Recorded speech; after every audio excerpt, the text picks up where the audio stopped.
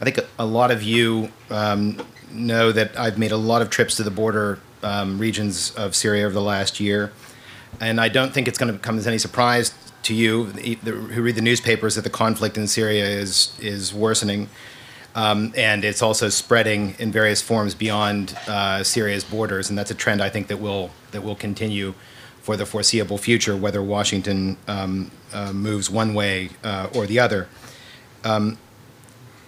Churchill once said that there's nothing more exhilarating than to be shot at without result.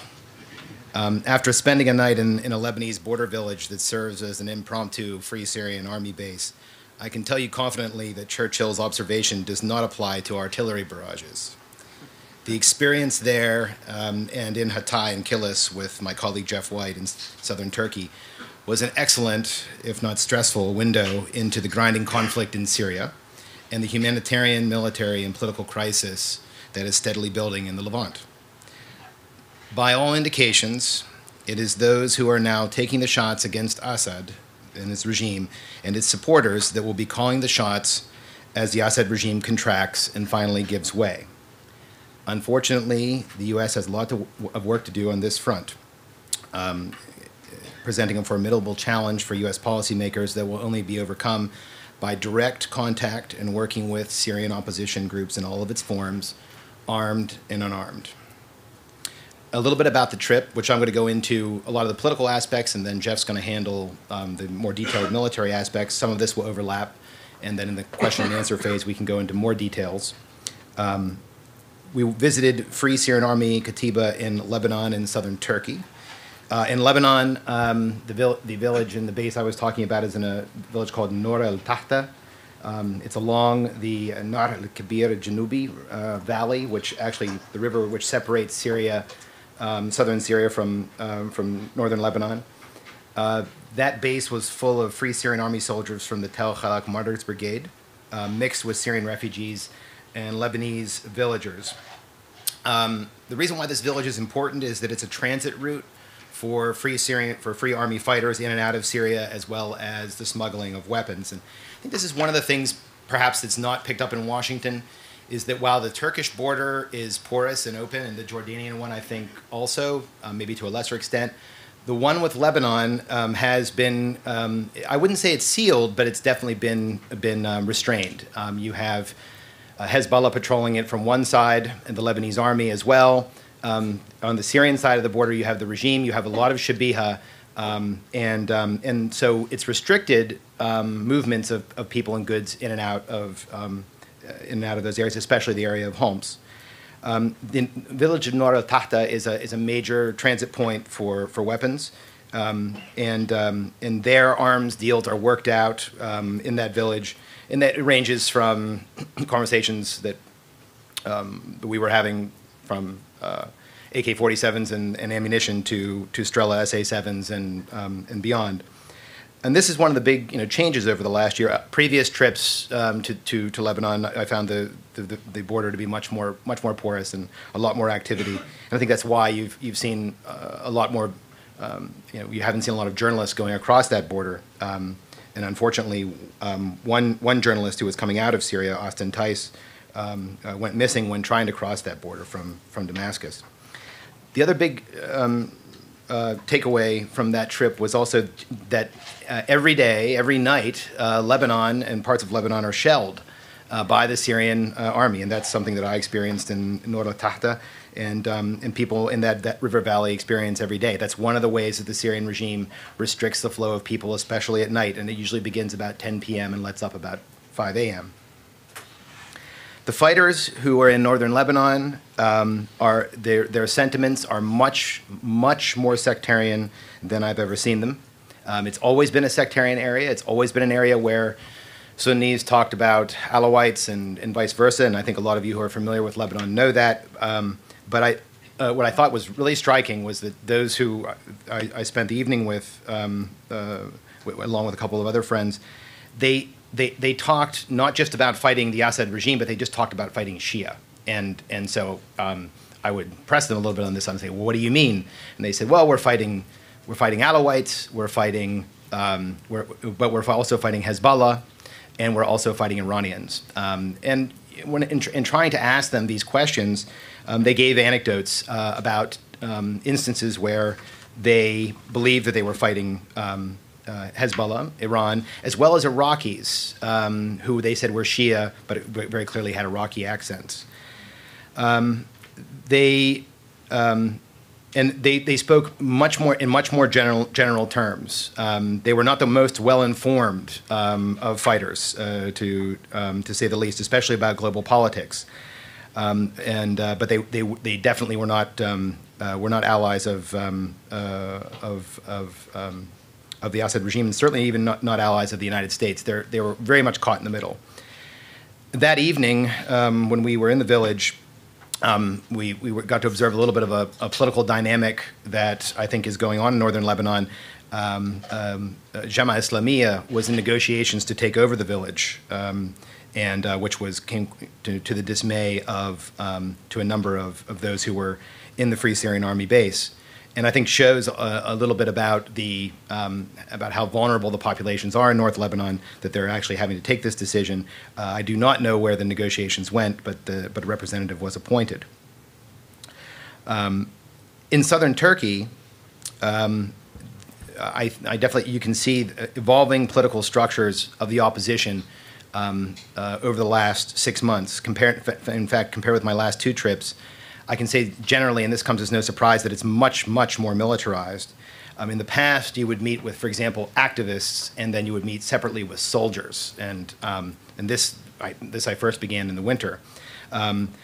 Now, more and more activists actually have direct relationships with armed groups. So they have become affiliates of armed groups. It doesn't mean that activists still don't exist and they don't play a role in this. They certainly do.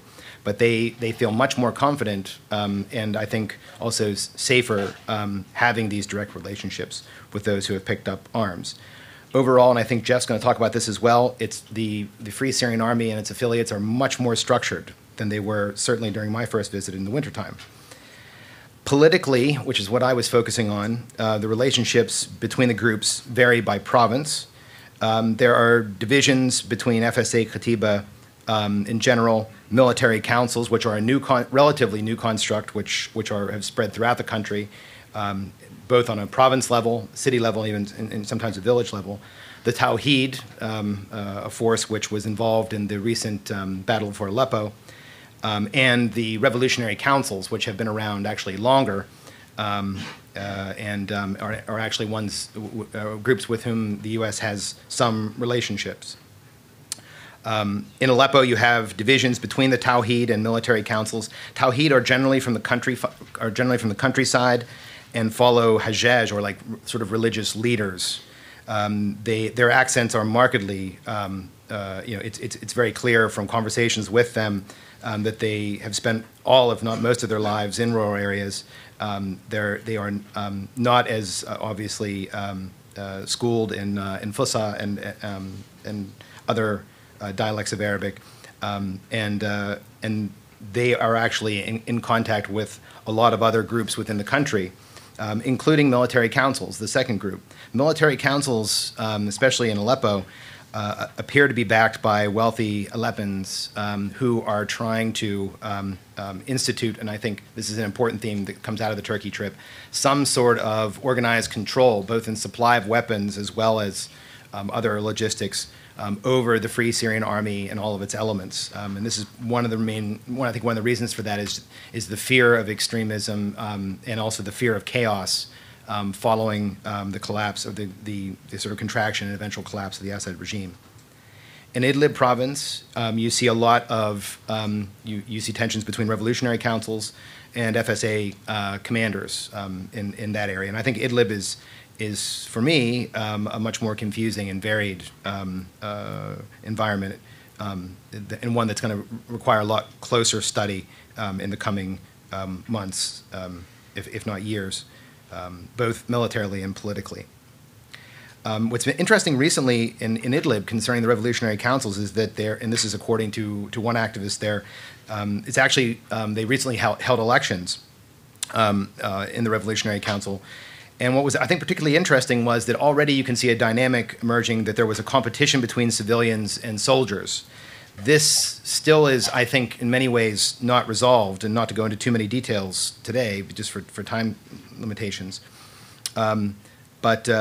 Right now, in terms of a revolutionary council, you have a political office, a support office, a media office, and a military office. But it's there where control or command or organization becomes uncertain and unclear. For now, according to our interviews, for example, and this is just with the Revolutionary Council in Idlib, the military committee takes its own decisions and is full of what they call soldiers, and coordinates with Free Syrian Army elements in general, while the political support and media offices are controlled by the civilian leadership. The work of the military committee of the Revolutionary Council is to organize and help organize operations, organize logistics, and to take also intel from various sources. There's also an attempt in general, beyond Idlib, to connect all the revolutionary councils within Syria. And I think one of the main reasons for that is some sort of concern about trying to deal with more extremist elements, which are popping up in northern Syria, and how to effectively deal with them. In Turkey, if you sort of politically, this, and I mentioned earlier that this conflict crosses borders, not just in Lebanon concerning military action, but within southern Turkey. I think many of you know there's a lot of tension over the presence of Syrian refugees. And today there was an announcement that the government would be moving those refugees out of Hatay province. In fact, while Jeff and I were in southern Turkey, there was a protest against what were called the terror camps. Generally, the tension is along sectarian lines between Nusayris, which is another word for Alawites, and they make up a sizable population inside of Hatay, and the overall Sunni population there. I think one of the things that's important to realize is that refugees in southern Syria are not just in camps; they are throughout that area. I mean, essentially, there is already a free, a safe zone set up in southern Turkey, and it's very easy to meet Syrians, to run into Syrians, even if you're walking down a main street in Antakya. And certainly I got an earful from many Nusayris in Hatay about their concerns about what they consider to be terrorists. They also realized at the same time that the Assad regime's actions could not be defended inside of Syria, and I think that they're very much in a bind. And I think increasingly the government in Turkey is increasingly in a bind over how to deal with that. We'll see how the relocation of Syrian refugees exactly works. It certainly would work in terms of those in the camps, but I don't know how it's going to work in terms of moving overall Syrians in southern Turkey. There are just too many of them, and they're too widely dispersed. Overall, most Syrian commanders and activists told us that after the regime falls, it will be the ballot box that decides who leads Syria and its constituent parts. And here I'd like to emphasize parts. I think that the fall of the Assad regime is much more likely to look like a contraction and then an eventual exit. But in reality, I think it will be those who are taking the shots against Assad that will be calling the shots after he's gone, especially in the interim, because they will very simply be responsible for security in the various areas that are eventually liberated territory. These groups number at the moment in the hundreds, and their ideological orientation varies. In the north, there's a Sunni religious hue to the conflict from those steeped in Syria's secular tradition, but who, for example, have put on or have started growing beards in order to feel at one with one of the symbols of the revolution, to those who are more religiously observant, to Salafists and more extreme elements. There is concern about extremist elements inside of Syria by the opposition, and that's clear, not just because of their growing presence, but because of their ability to be supplied with arms when the mainline Free Army units scrounge for ammunition and weapons. All those who we spoke to from these mainline units emphasize that extremists still represent a small percentage of the overall opposition, but they're concerned about their presence. The creation of military councils, as I mentioned, is one attempt to deal with that problem, but I think it has uncertain results thus far.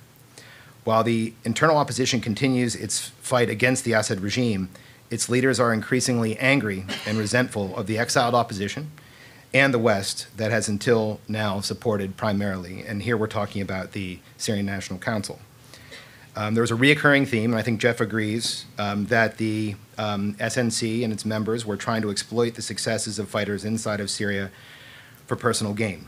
There was extreme negative view of the Syrian National Council, and to take one quote that Jeff and I found interesting, "We fight against Bashar al-Assad, but we are ready to fight against the SNC." They are most of those with whom we met were angry at the West for not supporting the revolution. In fact, one chilling meeting that we had with a former Special Forces commander who now commands a Katiba in Idlib, the commander said with like a sort of stone cold expression and asking Jeff and I repeatedly why the West was not applying its human rights principles to people in Syria. He talked about agendas. He talked about a lot of things. And, you know, this is not unusual in the Syria conflict, but this was the first time that I really got this full force from a military man, someone who spoke in subject, verb, object sentences, someone who was not an activist, but who actually was I think, very concerned about the safety of Syrians in his area, as well as someone who could come to power, at least in a part of Syria, after the regime falls. There is resentment, but it's not irreparable. And I'd like to sum up with this. If Washington now leads an effort to reach out and work with the opposition in all of its forms, armed and unarmed, doing so will require an all-out effort by the U.S. government, as well as the research community here in Washington, to track the emerging political entity or entities that will inherit what is today geographic Syria. And I think most of the future work concerning the opposition and what will take over in Syria should be directed along these lines. And with that, I'll hand it over to Jeff White. Thanks very much. You know, for me, this trip provided a very different view of the war. You know, normally when I'm looking at is a very top-down view of the war, the trends, the processes that are underway, you know, broad effects, dynamics. That's kind of the level that I'm normally working at when I write on Syria. But from Hatay, you know, we were looking at trees, right? Individual peoples, you know, specific units. We were kind of inside the process, the political process, military process, logistics. We were actually inside that process. So the view was quite different. Also, though, when you're in Hatay, you have a very northern Syria-centric view of events, right? You're looking at Idlib, you're looking at Aleppo, you're looking at somewhat of, you know, Latakia. You're not seeing the entire rebellion. You're not seeing all the other areas that are very important: Damascus, Rif Damascus, Dar ez-Zor, and so on. So it's a concentrated view of what's going on in northern Syria and in the rebellion there. For my part, and I'm sure for Andrew as well, still trying to assimilate all the information. You know, we sucked in an enormous amount of information. And just trying to sort it out and make sense of it and eliminate contradictions and all that, you know, that's a major task. One caution for myself is that you need to be careful about global conclusions about the FSA. What's going on there is very dependent on individual provincial situations, the situation in individual cities. And so on. These cases, you know, Idlib, Aleppo City, they're all unique kind of events. So when you try and extrapolate from these to the broad level, you need to be cautious. It's, you know, certainly a warning for me. In terms of who do we actually talk to? We talked to 24 or 25 different people while we were there. 7 of these were military types associated with the FSA. We talked to maybe 4 military-related activists, people that were involved in the military side and the logistics side, or whatever. 6 political activists and about 8 journalists who were either staying in Hatay and coming in and out, or were just arriving there and getting their feet on the ground in the situation. So we got to see a pretty broad spectrum of views, you know, on the situation. There, and including specifically on the military situation. So to start, into the specifics on the military situation, talking about the the armed opposition, the first thing I'd say is that the armed opposition has many layers, right? There's an external layer with the SNC and the FSA so-called leadership inside Turkey. There's an ideological layer to this. There's a spectrum ranging from pure secularists to the most extreme Islamists. There's these provincial layers of the resistance. There's an urban and countryside layer. They're not the same. The urban resistance is not exactly the same as the countryside resistance. There's a layer of units, the Liwa, the Katiba, and so on. This is another potential layer of the examination. And then there's a layer involving specific individuals, the commanders of specific units, what they think about, what kind of people they are, what kind of commanders they are. And then individual people involved, fighters, combatants. These are all, when you're thinking about the Free Syrian Army, these are all layers that you sort of have to think about in one way or another. Second point on the armed opposition, that I looked at and wanted to look at especially was what's the size of the FSA and the size of FSA formations, right? There's many things are said about, how big the FSA is. And there's a lot of different views on that. But in Syria, facts were fluid and pretty slippery, right? And this, when you talk to the people that are in contact with the situation, you get all kinds of different numbers. For example, we heard there were 250 to 300 Katiba, right? This is the basic combat formation, let's say of the FSA. But we also heard from somebody who's doing research on this specific subject that there's 90 to 100. All the rest are YouTube Katiba or Facebook Katiba, right? So, big difference between 250 to 300 and 90 to 100. My instincts are it's closer to 90 to 100. They're actually effective units. An activist, a very energetic guy, highly involved, belonged to like 6 different committees. He said there's 100,000 men fighting now, with the FSA, and 100,000 ready to fight if they can get arms.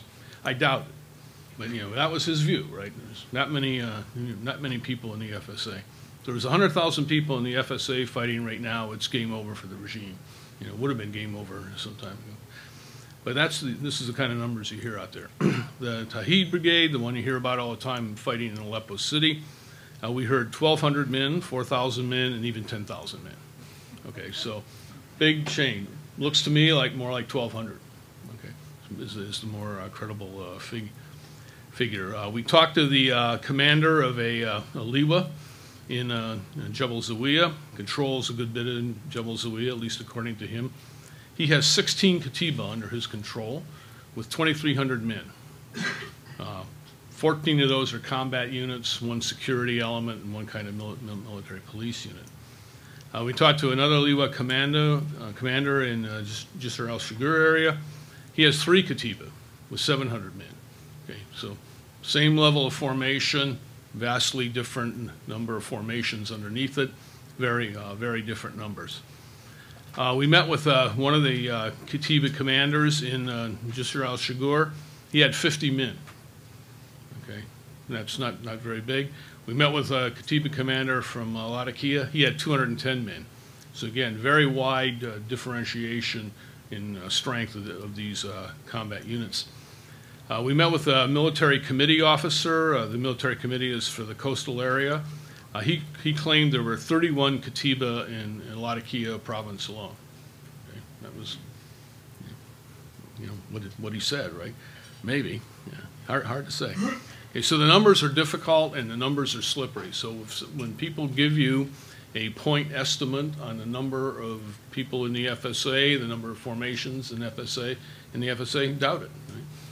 It's probably not right. It's a point estimate. Another topic I was interested in was what's the nature of command and leadership in the FSA, right? What's it actually, how do they actually do it in this sense? Well, command is the ability to order a subordinate to do something, and the subordinate will actually do it, right? It's not influence, it's not suggesting, it's telling somebody to do something, and the person will actually, or the unit will actually do it. it's an important issue, especially for the long-term prospects for the FSA in terms of its ability to control and coordinate operations and actually get things done. It's important to the discipline and responsiveness of FSA units as they evolve. And ultimately, it's very important for what happens the day after the regime falls, whether these units are under discipline, under control, and will take orders. Based on what we saw and kind of what we know is there's two types of command structures operating within the FSA. One is the military council, which Andrew talked about.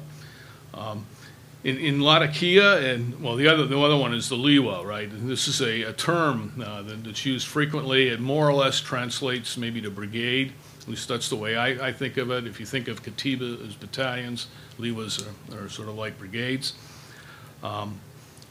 In Latakia, it looks like the military committee of the coast is actually exercises some level of command, right? The Katiba in Latakia are responsive to the military council. This also seems to be the case, by the way, out in Dar ez-Zor, which we heard about kind of tangentially. There is a military council in the Aleppo area, or in military sort of and political council there. It exercises influence rather than command. It uses weapons and ammunition and money to influence the activities of the FSA units. It does not command the FSA units in the area. And the same, I think, is true in Libya, or in Idlib, sorry. It's a question of influence rather than actual command there. The Liwa, I think, is an emerging and increasingly important element within the FSA. This actually looks like based on what we saw there, it looks like a command element that can control forces and operate them in a military way. What we saw is Katiba commanders and others acknowledged that the Liwa is a command echelon above the Katiba. That is, the Katiba are underneath it in a sense. They command multiple Katiba, as I alluded to, in one case 3, in another case 16. The Katiba commanders that we met with, and were in the presence in one case of their, or two cases of their commanders, they show deference, right? They act like subordinates to the commander of the unit. They're not his buddies; they're subordinates. You could sense it from the way they interact. They interacted with the commander. And when questioned, both the Katiba commanders and the Liwa commanders, specifically about the nature of what happens there, they agreed that when the Liwa commander gives an order, the Katiba commander executes it. So that's command.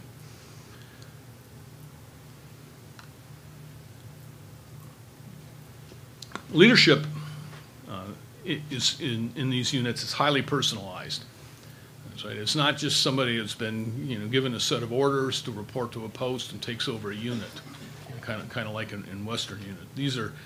These guys exercise kind of personal, but still effective leadership. We certainly saw with the two Liwa commanders we met with in Jebel al-Zawiya and Jisr al-Shagur, and we heard it said of the commanders in Aleppo. And the commanders in Aleppo, it was pretty interesting. They combine religious, tribal, and family and military roles. These guys are civilians, basically, but they're giving. They have all three of these roles, and it gives them a lot of influence and power, I think, over the units that they're commanding. There's a spectrum of capability amongst the commanders. Some of them are highly regarded, by their personnel and by others. Others are not regarded. Some of them are, transient, come in and out, pretend they're leaders, and go back into Turkey. Military experience does confer a degree of authority for commanders, right? Guys who were in the military, even an Air Force officer commanding a unit, he still gained some respect simply because he was a military guy. There is, I think, a tendency towards a difference between military commanders and civilian commanders. My sense is, and I don't know if Andrew would agree with this or not, but my sense is that the military commanders tend to be more secular, whereas the civilian commanders tend to be more Islamist. Now, I wouldn't, I'm not writing that down as Jeff's law of, behavior here for these guys, but it sort of looks like that if it's a military guy, he looks more secular. If it's a civilian guy, he looks more Islamist. I don't know if Andrew agree with that or not. On the issue of logistics, which is something you constantly hear about all the time, we heard a number of different things, right? We heard that we have fighters, we need weapons line, and we heard that from several places, but we also heard, I get all the weapons I need from the regime. Right? So it's, there's a difference here amongst or across the units. Some units had to scramble for ammunition. Sometimes they said they ran out of ammunition during sustained fights. And they see there's a conspiracy behind it, right? This is the Middle East, right? So there's lots of conspiracy. So when there's a shortage of ammunition or weapons, the commanders tend to think that someone's manipulating the situation to create that shortage for political purposes. Whereas in reality, it may just be a temporary or spot shortage caused by an erratic logistics system. But we also heard some interesting things from a journalist that spent 2 weeks in Aleppo, a very good journalist, a real credible guy. He said the military council there was well organized and was providing ammunition to all fighters, right? He said that on every few days, the fighters in Aleppo were served 20,000 PKC rounds, it's light machine gun round, 20,000 AK-47 rounds, and 60 RPGs. Okay, so what that suggests is there's some kind of systematic logistics effort going on to support the fighters in the Aleppo area. This is brand new ammunition in sealed cases. Okay, so doesn't seem like a big shortage there in any case. Another issue is the confidence of the rebels and their willingness to fight. I mean, this is critical to the course of the war, right? If they're not willing to fight, if they quit fighting or don't want to engage in these sustained battles, then for them, it's kind of a game over. From what I could see, what we could hear, right, the rebels are undeterred or intimidated by the regime's armor and the Air Force. They're not immune to the power of the Air Force, but they're not really dramatically affected about it. People connected to the FSA say the fighters are determined and enthusiastic, and I think you routinely see this in other kinds of reporting. And we had one really good description of a Katiba action in Aleppo by a journalist who actually rode with the unit into combat. In his view, the troops were ready to fight. They moved by truck. They moved to a position, stopped, waited orders. They were ordered to engage regime forces. They got the order by radio. They were supported by the population with food, water, and information on the local situation and orientation on the terrain, because this unit was from outside of Aleppo. In the journalist's view, the troops were very calm, not nervous, and they were not concerned at all about the aircraft operating in the area. In fact, he thought they were too unconcerned about the aircraft, helicopters, and so on flying in the area. So rebels confident, I think, and quite willing to fight. I also looked at the cohesiveness of FSA elements. In any military environment, whatever, the cohesion of the units is critical, right? The units aren't cohesive, they'll break and fall apart. From what I could see, the units seem to be relatively cohesive at the Katiba level. It's harder to tell at the Liwa level. They demonstrate some discipline in battle. They seem, they do what they're told to do, and they maneuver. They don't just run around in mobs or flee, when they're shot at. More importantly, they sustain combat even with casualties. They fight even though their guys around them are getting killed and wounded. And they take care of their dead and wounded, right? They make an active effort to retrieve the bodies of the guys that are killed, to bury them, according with Islamic practices, and they try and treat the wounded the best they can. So these I think are instances where cohesion shows up. We also heard from one of the Liwa commander about a 5-day, round-the-clock battle in Marat Numan, right? Which his units fought for 5 straight days, in the city, basically to free it from influence. That indicates some level of cohesion, at least for those forces. Now, what's the cohesion based on? For one thing, a lot of the units are of local origin, right? This is fathers, sons, brothers, uncles, cousins, neighbors, all in one unit. They all know each other. They all fight for each other. The charismatic quality and experience of the leaders is also important. There's an important religious angle here as well. They all share a goal of getting rid of Assad. They may disagree on the nature of the state, but they agree on the shared goal of getting rid of Assad. And a good bit of their cohesion, I think, is fueled by emotions, right? Vengeance. Many of these people lost relatives, and they want to fight the regime, just for that. In terms of how does the FSA think about the regime forces? Their views of the regular forces were all negative, right? They think the regime forces are unwilling to fight hard. They believe the morale of the regime forces is low. They're disrespectful of the regime forces because they rely on air and artillery rather than close-in combat to achieve their goals. They see them as corrupt, willing to sell arms to the rebels. But they did say that the Alawite officers, within the regular forces, are willing to execute any order, right? And they emphasized the any. So the Alawite guys, seem to be willing to fight. We also heard a number of things about the Shabiha that were interesting. One is we talked to two different people on this, and the reviews were somewhat dissimilar. One was much more expansive. Both the people we talked to indicated that the massacres that are committed by the Shabiha, not by regular army units.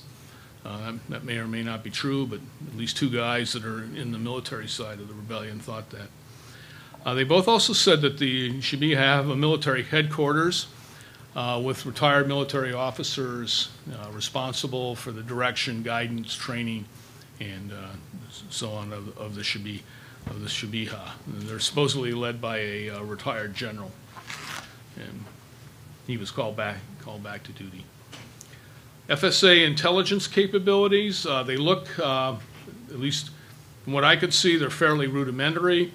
They have an intelligence function in the LIWA. That's basically they sweep up information on what the regime force units are doing, how many there are in places, and the movement of these forces especially. And they provide alerting information to commanders, the Katiba and LIWA. We had a description by an activist of their intelligence capabilities. And I'll just tell you what he said. He said, "We have rats everywhere. They provide good information on numbers and movement of forces. We have like the CIA for the FSA. Hopefully, maybe that's a goal. These people are present in every province, in Antakya and in Istanbul.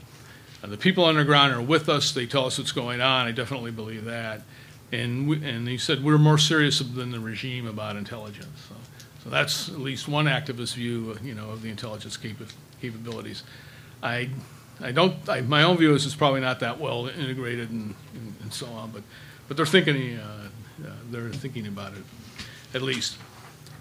There's also in terms of how these forces, get generated, there's a self-organizing aspect to it.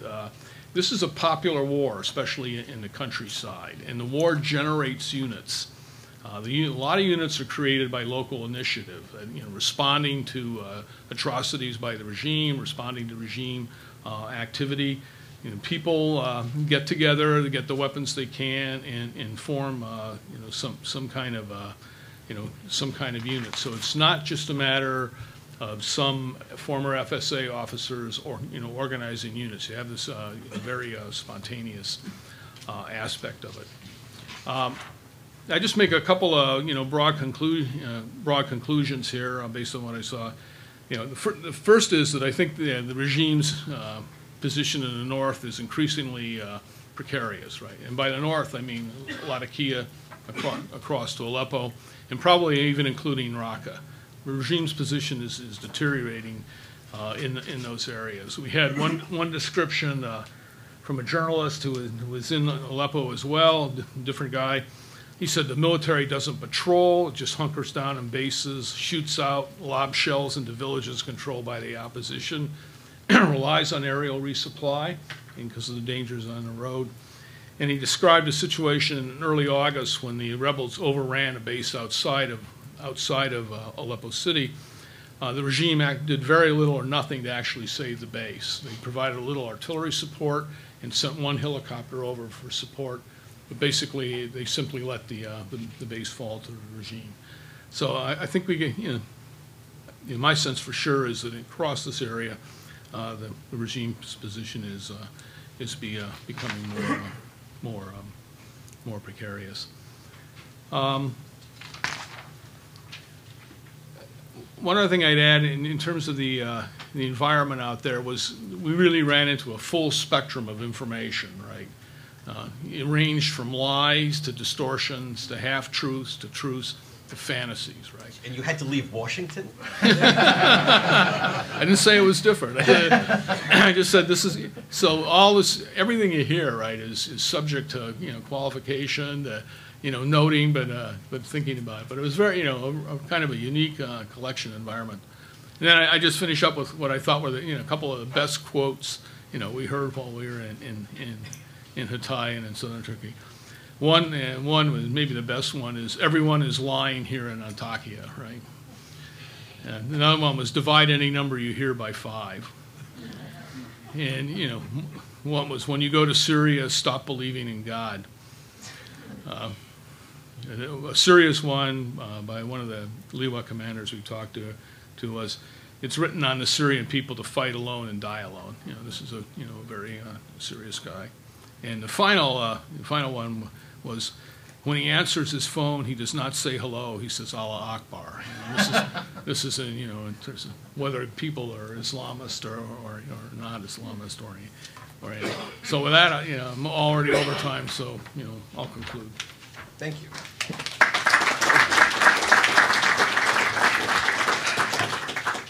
Well, Andrew, Jeff, thank you very much for that fascinating report.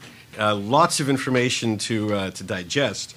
I have a couple of very specific questions, which I think it's important to get out on the table right away, and then go to your questions. First, Andrew, you several times used the phrase "regime is going to contract and then fall," and you once used a similar phrase. But from your remarks, I didn't hear how. You mentioned that in the north it looks increasingly precarious, but that doesn't actually suggest that one side is going to win and one side is going to lose. So, based on your trip, how is it going to happen? What is the most likely way in which this regime actually falls? Secondly, the role of outsiders, not so much foreign fighters, which you referred to, Andrew, but in Turkey and in Lebanon, are these places full of like Star Wars bars? Are there arms merchants selling everything under the sun? Who are they? Who are the outsiders that are playing a role here? And related to that, can you speak a bit about the blowback inside Lebanon and inside Turkey? Is this war in Syria having an impact beyond what we're reading in the front pages of the Post about refugees? But is it having an impact in the security situations in these countries and the role of other groups in these countries, whether it's Hezbollah in Lebanon and say Kurdish separatists and terrorists on the Turkish side?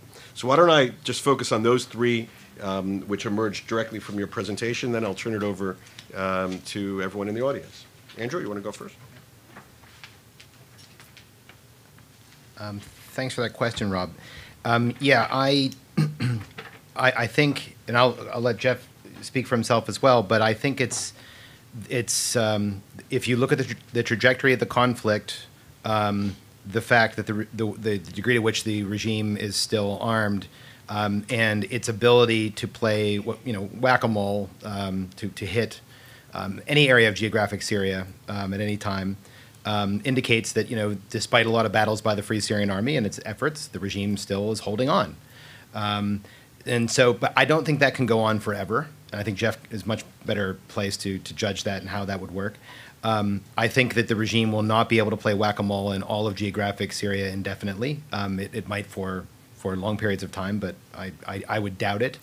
And at that point, I think that what you're going to have, and what Jeff and I talked about when we were there, what you have now is being disputed territory between the regime and the opposition falling to liberated territory. And in that, you could see a general, I hate to predict about how regimes would fall, because it seems to me that it can go in lots of different ways.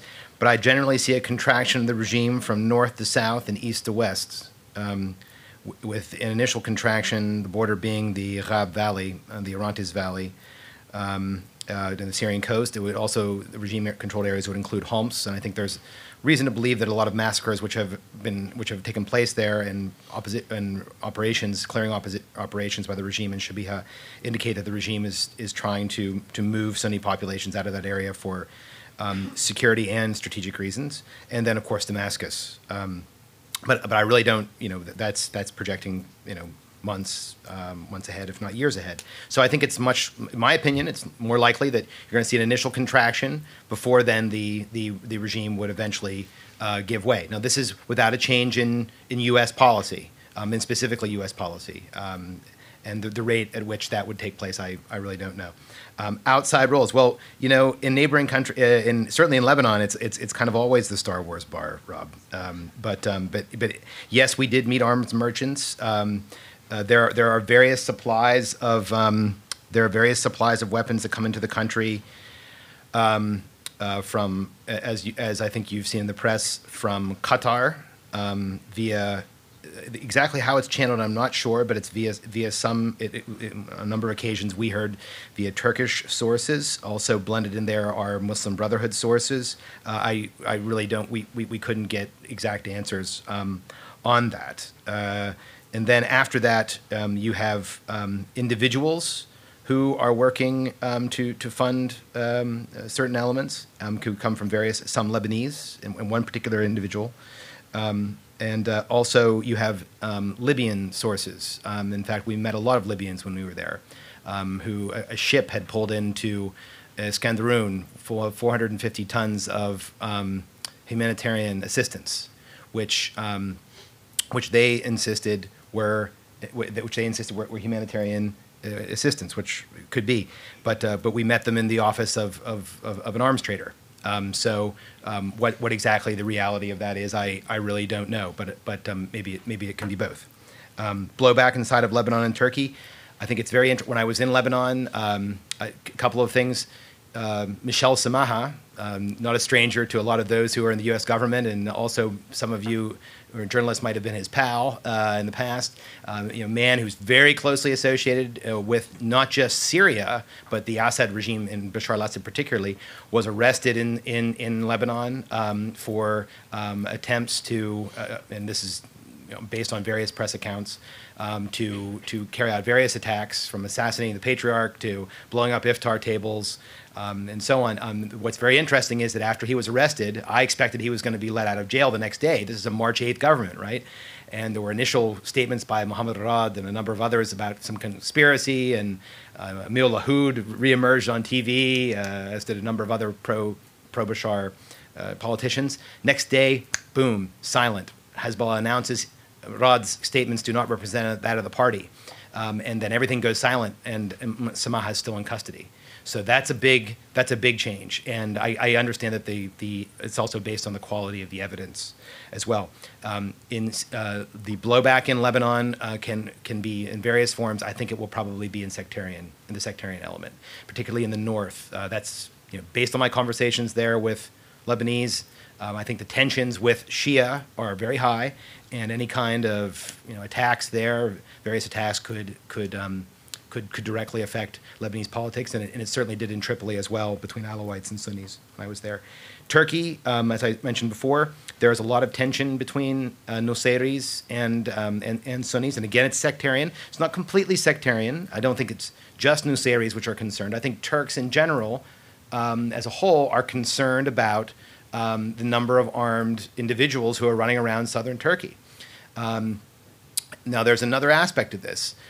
Inside of Syria, there is an alliance now between the PYD, which was formerly considered a PKK affiliate, and the KNC. Now, that pact has taken the PYD out of the fight, so to speak, and separated them from the PKK. There's a lot of concern in Turkey about PKK operations, which I think they're legitimately so, about funneling arms and ammunition and personnel from Syria into Turkey. There are a number of Syrians who participate in the PKK, according to Kurdish experts with whom I speak, and they're worried about attacks. And in fact, when I was in Turkey, there was an attack in Gaziantep when Jeff and I were there. Rather, when we were in Hatay, it was in Gaziantep, and I believe 9 police officers were killed and 80 more were injured. And that, substantial attack. Those kind of attacks can lead Turkey and any government, I think, in Turkey to take military measures, to other measures to deal with that problem. And that's one way that this could potentially be set off, not just from refugee flows, but from PKK activities as well. Very good. Thank you. Jeff, you want to add something to this? Sure. Just on the issue of how does the regime fall? I think the critical element here is the state or status, whatever, of the Syrian army. Right. When the Syrian army breaks, the regime falls. And I think it's on the way to breaking. It's hard, it's hard. People keep asking me, when I think that's going to happen, and I have an answer, but maybe I won't give it right now. But I think it's going to break. I think the forces that are at work on the Syrian army will cause it to fail, and when that happens, the regime is going to fall, almost inevitably. Where is that going to happen first? Maybe out in Deir ez-Zor province. Maybe in Idlib or in Aleppo, we might see that for the first time. Certainly, it looks very precarious now in Deir ez-Zor. The regime strategy is basically to defend everywhere, right? To try and hold on to as much of the country as it can. It's not willing to say, okay, we'll give up in Deir ez-Zor so we can move the division out of there and move it back to Aleppo or back to Homs to increase our forces there. It wants to keep fighting everywhere, just like Gaddafi did. I think that's a strategy for failure, basically. But the other piece of the regime's strategy, and this is one I think we need to watch carefully, is it's trying to break the connection between the people and the FSA. And this accounts for a lot of the heavy bombardment, attacks on the civilian population. It wants to get the people to reject the FSA. If it can achieve that, that will be a major strategic success, for the regime, even if it can only achieve it locally. And there are some areas maybe where that could happen. So I think those are important pieces. But will it roll down? Will it contract from the north to the south, east to west? I'm not sure. But I think as long as they can, they're going to fight to have a regime presence everywhere. And they constantly try and reassert their presence, even when they're driven out of an area. They send troops back in. They try and retake towns and places they've lost. So they keep doing that, and they keep losing forces doing that. So. Very good. Thank you. Or if I could, please raise your hands and let me know about questions, and then make sure you speak into the microphone. Mona, and then Barbara, and then we'll move back to Amal.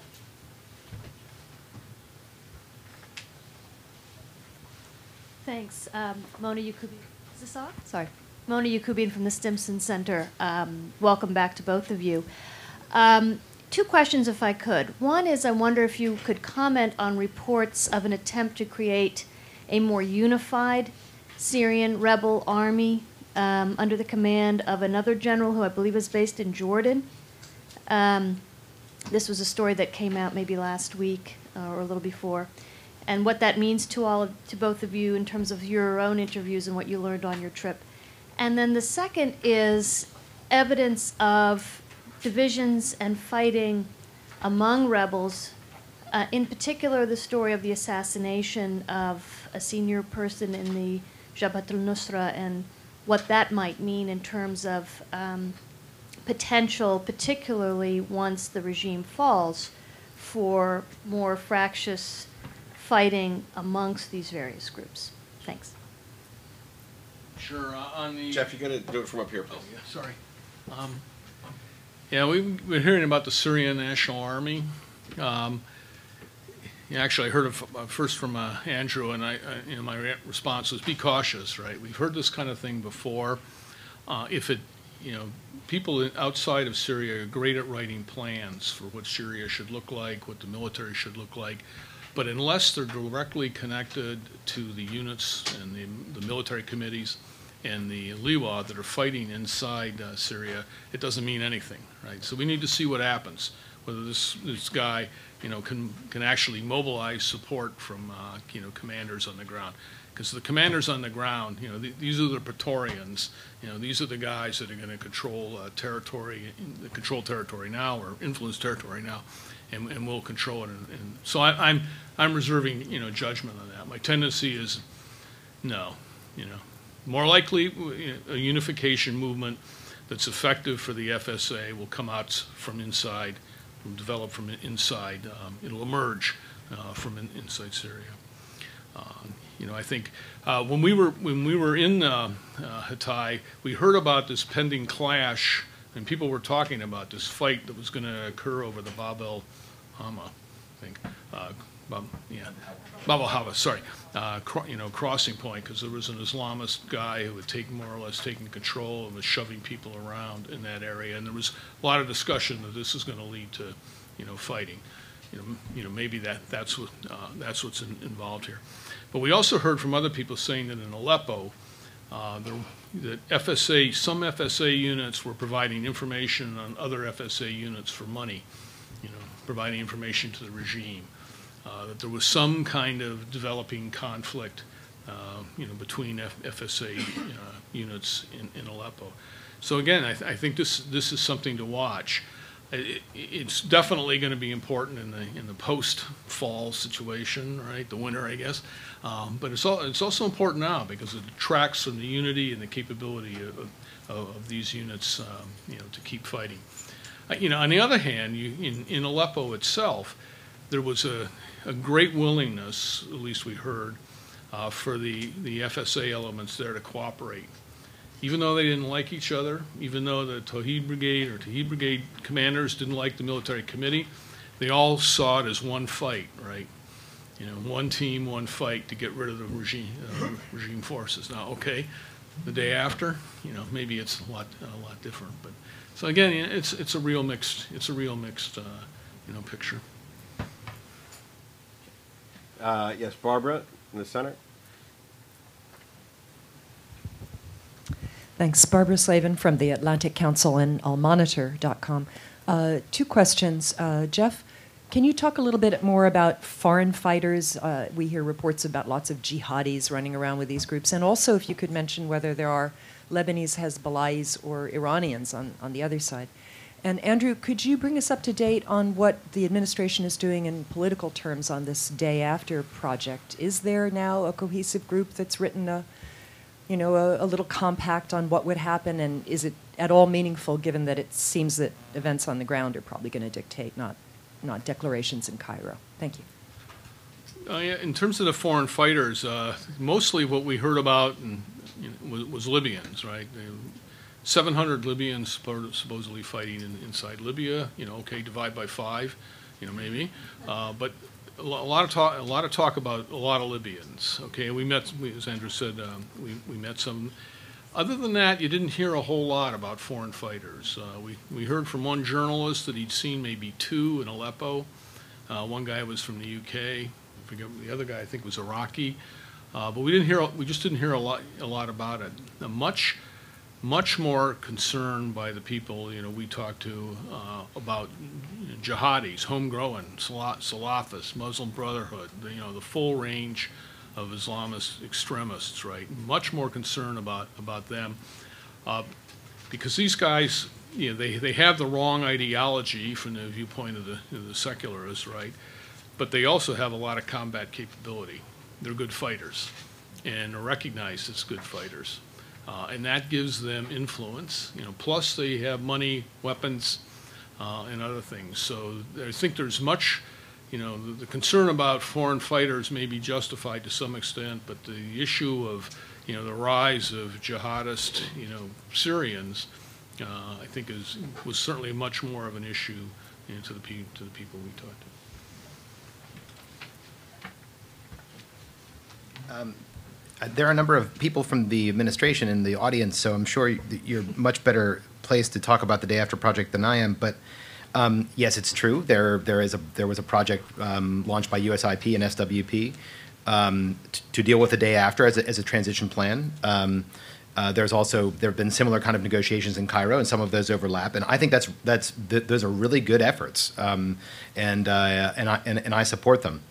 But the administration focuses overwhelmingly its aspects on what comes after Assad, okay, and that transition.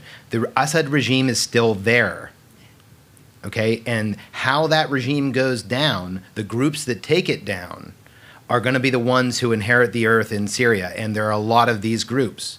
And unless you have relationships with those groups, and conversations, and deep conversations, and very long conversations, believe me, very late conversations with these groups.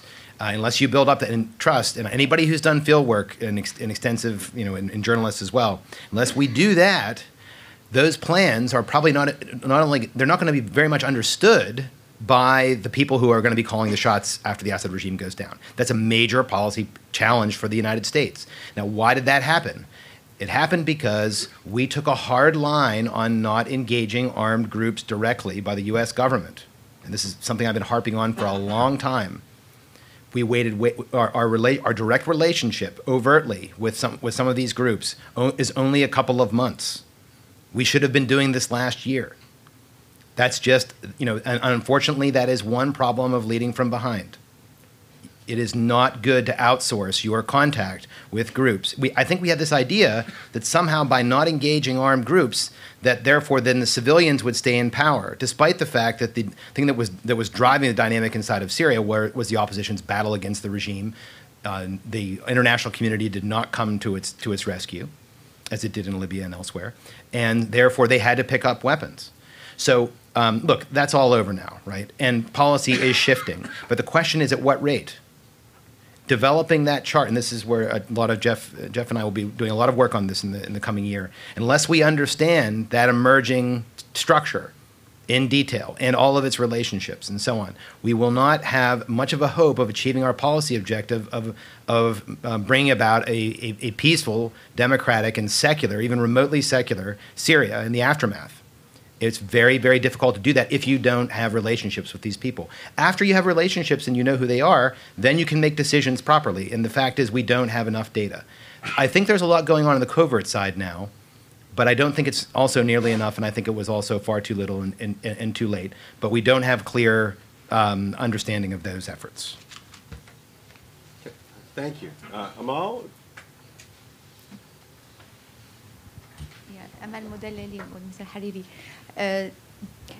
When I ask my question, but so I will ask about the second part of my question, which is about the safe havens. I was wondering if Andrew or Jeff heard from the people you saw how much land the SFA or the opposition controls in the north, and if this is an area that can be used for safe havens. Is there an area that doesn't have any government presence, any Syrian military presence that can be used? Because everybody now is talking about the possibility of creating that safe haven on that area. Do they control an area as they claim? Thank you. And do they want it? I think they want it for sure. There was a lot of people we talked to thought that a safe haven, no-fly zones, whatever, were a good idea, necessary, for the safety of the people, refugees, and so on. But this notion of control is very tricky, right? As I said in my remarks, most of the ground is disputed, right? One of the Liwa commanders, we talked to, he said he controls, Jabal Zawiya, right? His Katiba, or his Liwa, excuse me, controls that whole area plus some other areas around it with his 16 Katiba. His headquarters is in Marat Numan, right? Marat Numan has been attacked, by regime ground forces in the past couple days, right? So when they say control, and say that no regime forces are in the area, that's at the moment they're saying it, right? Because regime forces, could be back there tomorrow.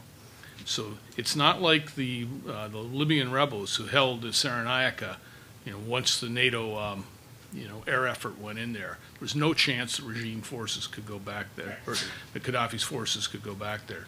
In Syria, there's a chance that the regime forces could go anywhere, right? So to say that the FSA has established secure and controlled areas, you have to be very careful, about that judgment. Plus, any of these areas is open to air attack or artillery bombardment, which makes them somewhat less than insecure. Even in northern Aleppo, where people were talking about a pretty large zone of area where the regime wasn't present, were in fact regime forces still in that area, and the regime operated air power and artillery units, pretty easily in those areas. So you need to be careful, or we need to be careful. Sam Lewis, Maury Amate, and we'll work our way around.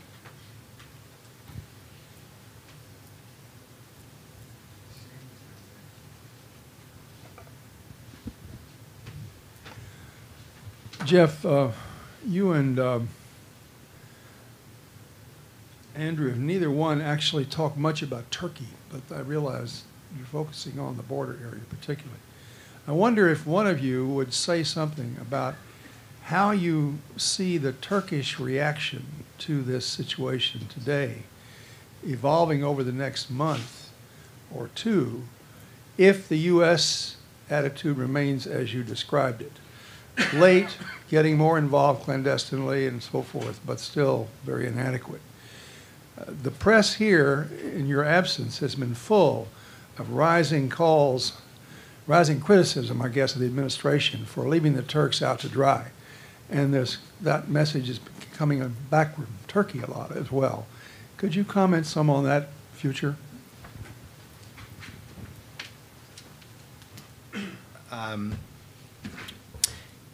Yes, the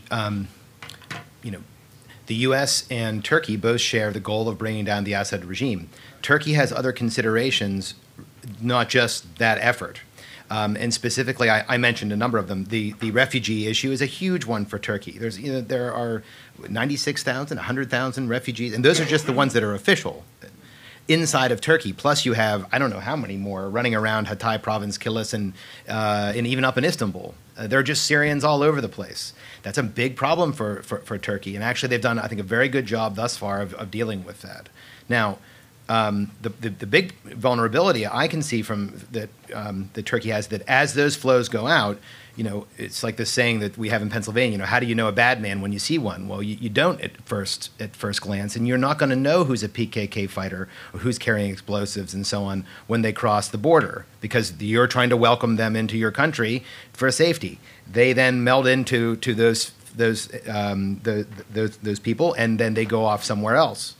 When that happens, then you can have more attacks by the PKK. And I heard we had one very interesting but weird meeting with an activist who said that he expected that there would be more Iranian-sponsored attacks inside of Turkey. And so there is this element to it. I think the Iranians and the Assad regime would like to use the PKK against Turkey. And I don't think there's any love lost between the two sides. So that's another aspect of this. As far as I can tell, there is a lot of tension between Ankara and Washington now.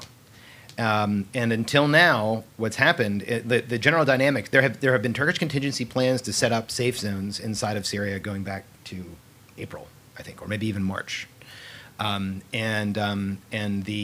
Washington generally has said, okay, if you feel like you have to do this, but a lot of these are not very well thought out. And I think Turkey also felt that, well, they were perhaps not in that position, that they had to put these into place. If you have battles raging inside of Aleppo without any one side or the other liberating territory, it's always disputed, and you have lots of refugees running outside the country, and you have no hope of an end in sight unless there's a change in policy, and you're Turkey, you're probably going to have to set up a safe zone. And for some reason and again, we just got back, so we'll have to have more conversations about this. But for some reason, Washington continues to put the brakes on that. Whether that has, we heard various reasons for why people thought Washington was going slow on this, from details and not knowing the opposition to electoral politics domestically. And so I honestly don't know, and that's perhaps some useful follow-up conversations Jeff and I will have in the coming week. I'm interested in all these things you learned in Pennsylvania, but that's Maury, then Dan, and then over here. Maury Amick, Jewish Institute of Security Affairs. This would be, I guess, for Jeff. Are the katibas pretty much uniformly armed with the same types of weapons, heavy machine guns, RPGs, Strellas, and do they have secure communications? Their base set of weapons, right, is the Kalashnikov or the FN rifles, light machine guns, the PKC. What we're seeing is RPG type weapons. See very few Strellas, SA-7 type things. They captured some in Damascus. We don't know what happened to those, and they've captured a few more. Have never seen them in action, and that is not typical of any typical katiba to have that kind of weapon. We see some katiba now and Liwa now with the heavy machine guns, the dushkas, increasingly mounted on truck type, pickup trucks, sort of like in the Libyan case. We see more recoilless rifles.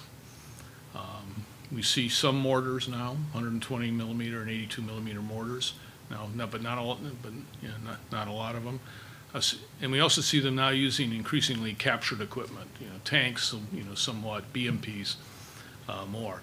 But not all units have all those types of things. The Farouk Brigade in Homs put out a couple of really good videos, to kind of a firepower and arms display for that unit, showing all the different types of things they had. Secure communications, I don't think so, like frequency hopping stuff or enciphered things. I haven't seen it myself. I'm not that good on comms equipment to be able to tell if a handheld thing is encrypted or not. When people we talked to them, that didn't seem to be high or something that they had a lot of. They wanted just walkie-talkies, right? Stuff they could use in an urban environment for communications. They know they're being listened to. They use runners. They move location, frequency, frequently, or try and do that. But enciphered or secure communications, I just can't say for sure. I don't think they have a lot of it, if any. Up here in front.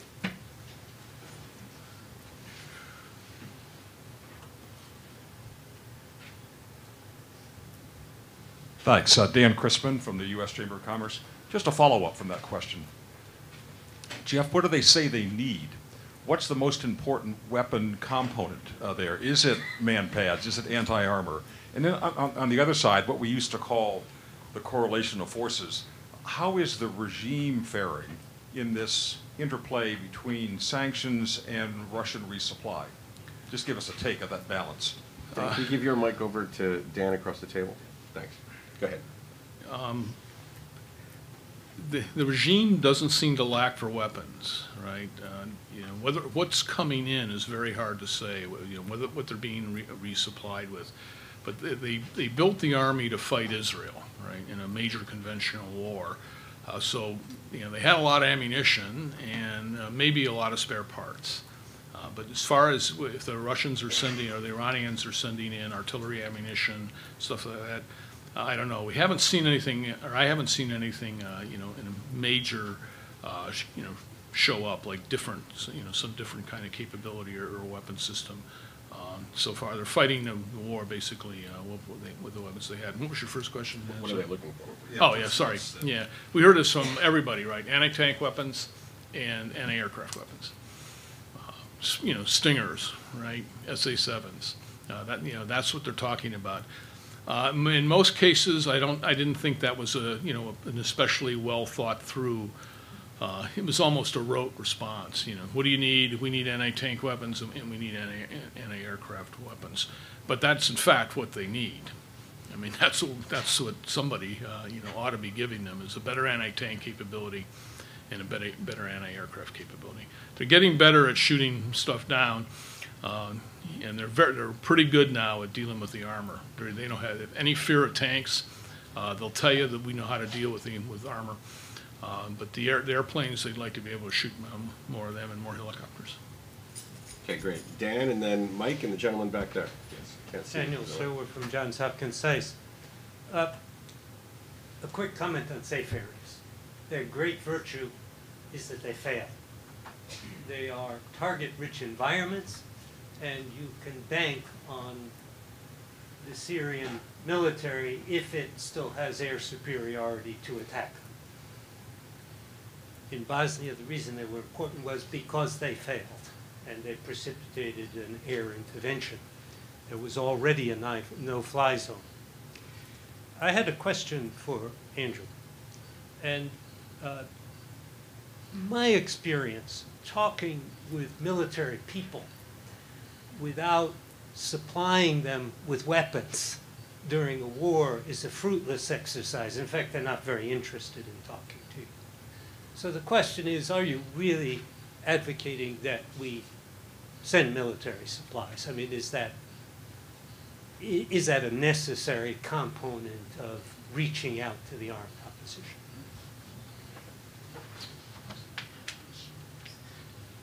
Not all conversations would lead to supplies of weapons from the United States. Some conversations would lead to supply of weapons from the United States, yes.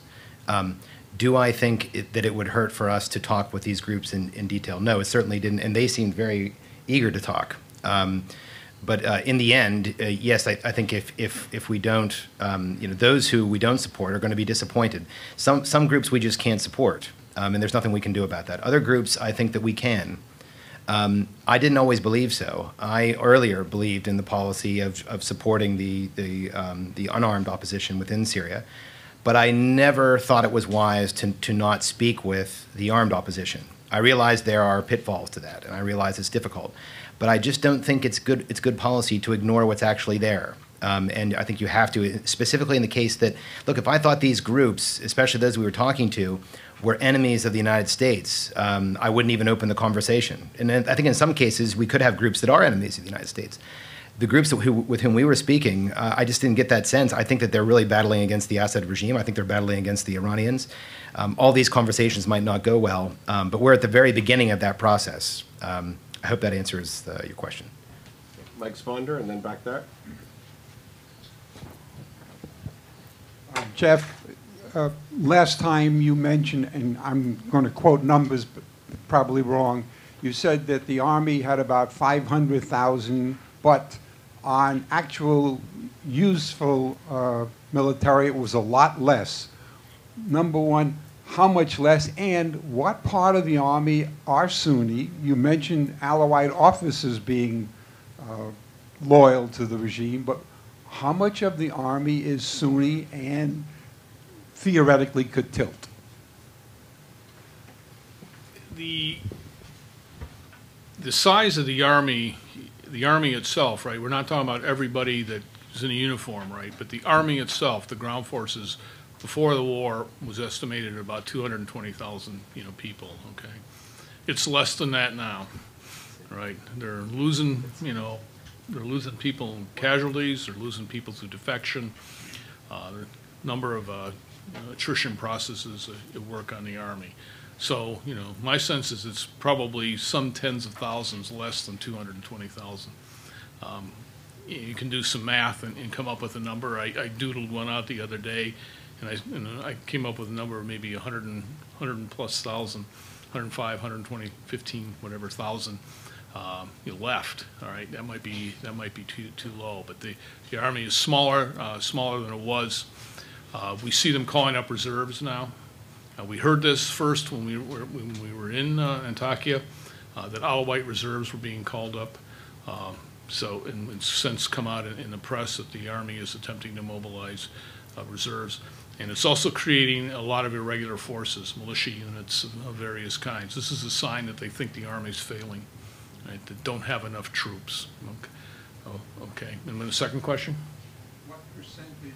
Oh, okay. I mean, the figure we used to throw around was like 80% Sunni, all right, or 70% Sunni, whatever. What we've seen, though, is that this will vary, for one thing, from unit to unit, right? Some divisions had a higher percentage of Alawite officers because they were more connected to the survival of the regime. That seems to have been true.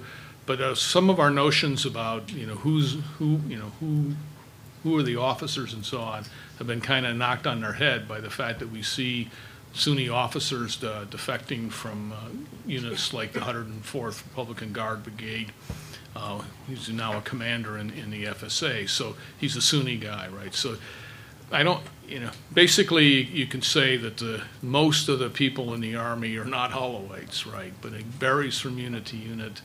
And the allegiance is still, up for grabs, I think, in some cases. So it's a figure sort of a figure you have out there in the back of your head. Well, it's sort of like this, but when it comes down to specifics about this unit or that unit and what might happen in that unit, it's not a good number.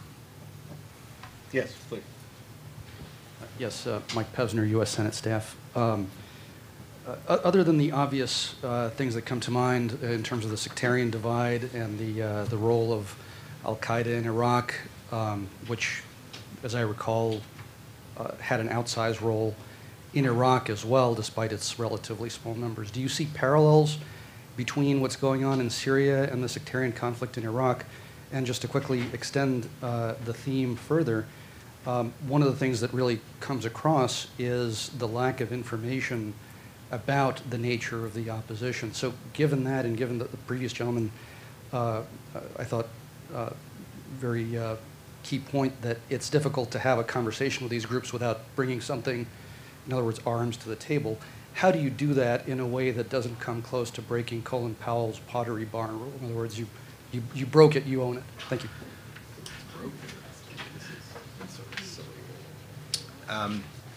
It's a good question. Well, maybe it's more accurate to look at this, that what do you do when you didn't break it, but you still have to deal with it? And I just don't see how this doesn't touch U.S. national security interests. The reason why we engaged Syria for the first 2 years of the Obama administration was because it was strategic. We thought it was strategically important. We wanted to reorient them from Iran. A notion that Walid Muallim, by the way, in an interview with Robert Fisk, completely dismissed and said that they were never intending to do that anyway. But you do that because Syria is geographically important. It touches a number of U.S. allies with whom we have. It concerns energy interests, and so now how you exactly do that. That's the hard part, right? Because you have to actually do the advance work in order to understand who is who, and to do the tree, to build the map of, and this is what Jeff and I will be working on for God knows how long. And what is that emerging political entity? That's a lot of. Let me tell you, it's a lot of work that involves a lot of very long meetings with people and trying to understand. And I think the thing that I noted and by the way, it's true. I kept Jeff up late at night, but don't let the fact that Jeff's retired from DIA fool you. He kept up with me every step of the way, and I was shocked. Is that during these meetings, you're and sitting there as someone who spent a lot of time in Syria, and just sitting there while Jeff was asking military questions, and I was just reading them in terms of how they greeted people. It's not just a matter of beards, but about references, where they lived. Does their accent come from a rural area? Which rural area? Their backgrounds, who they know, and so on. All of these things. I mean, this is really hard work that you have to do on the ground. That's the key to unlocking this problem. Until we do that, then we're going to fail every time, because we won't be, what we're going to do is we'll rely on someone who's in the outside from the exiled opposition who will tell you, yes, I have all these people inside of Syria, people inside. And then you say, well, who are we talking about here? And then all of a sudden the names evaporate, okay? The only way to do this is for us to do it ourselves. And that involves not just a covert operation. It has to be overt. Someone has to know that you're serious, that you're directly engaging with them. That's the path forward. And so the U.S. government is going to be focusing on that. I think there's going to be a lot of opportunities for research over the coming year on that. And that's going to be the political entity that emerges. And in the interim, we're going to find some groups that we want to back. They're already looking for support, and they don't want to take it from more extremist elements. And we're going to find a lot of groups that we don't want to back. And that's just the way real life is. Very good. Andrew, we're going to have to close on that. But Andrew, Jeff, thank you very much. Thank you for your research out there, and we look forward to having you back. Thank you.